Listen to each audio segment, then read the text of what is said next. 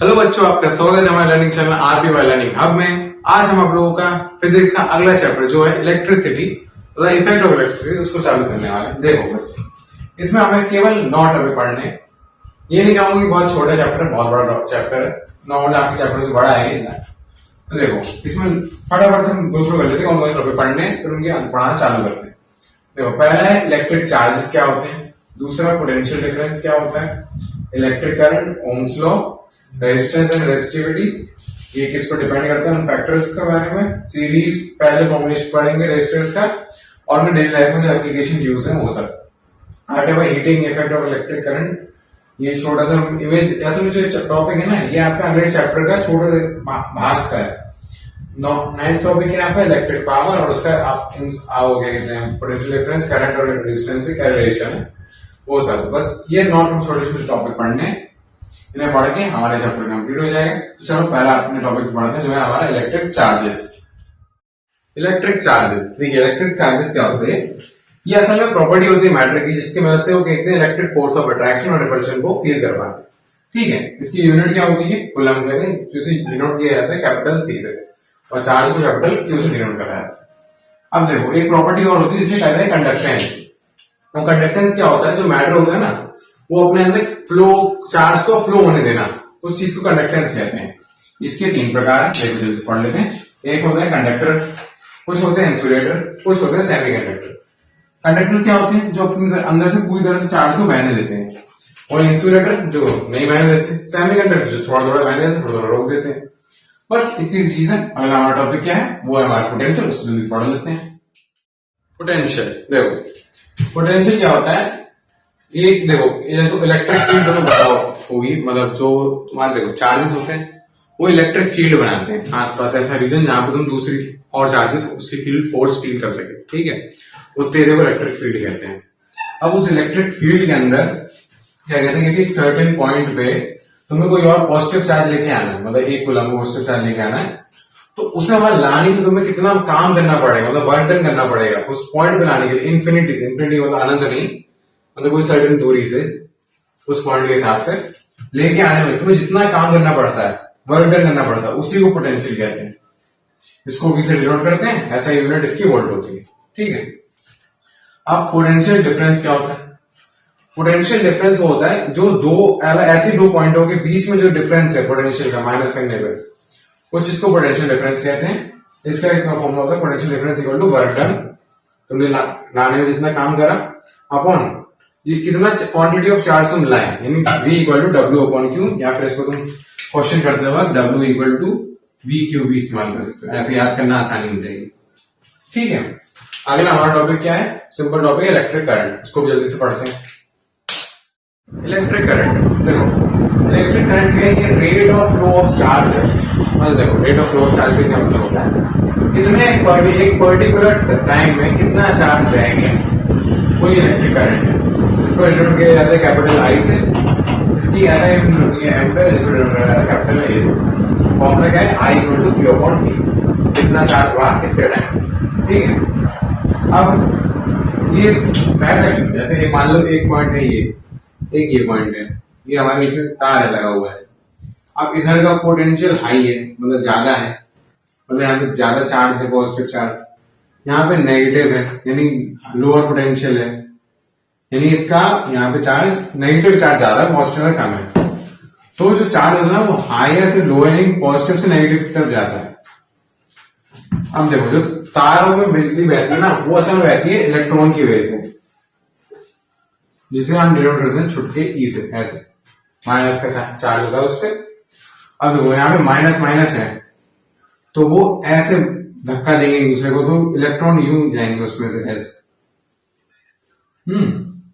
तो जो देखो पहले लोगों को पता नहीं था कि क्या कहते हैं पॉजिटिव चार्ज फ्री वो होता है, स्टैटिक होता है, वो मूव नहीं करता है। तो उन्हें क्या लगता था, करंट यूज आता था, उन्हें लगता है अरे भाई पॉजिटिव चार्ज आ रहा है, फिर पता चला इलेक्ट्रॉन में भी पता चला अरे पॉजिटिव चार्ज तो हिलता ही नहीं।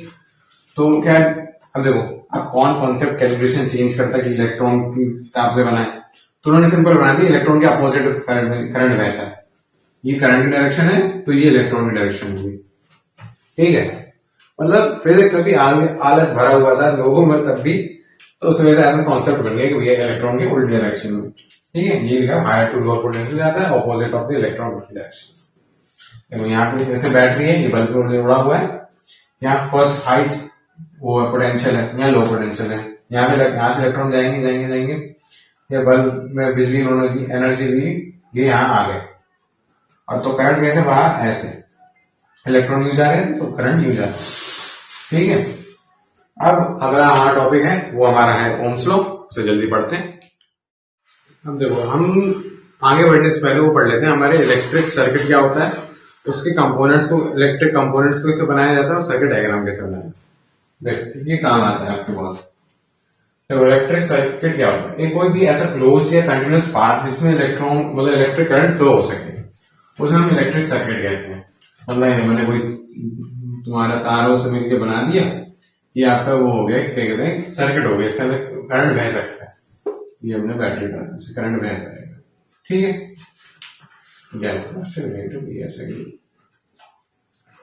ये आपका होता है सर्किट। अब इसके सिंबल्स पढ़ लेते हैं।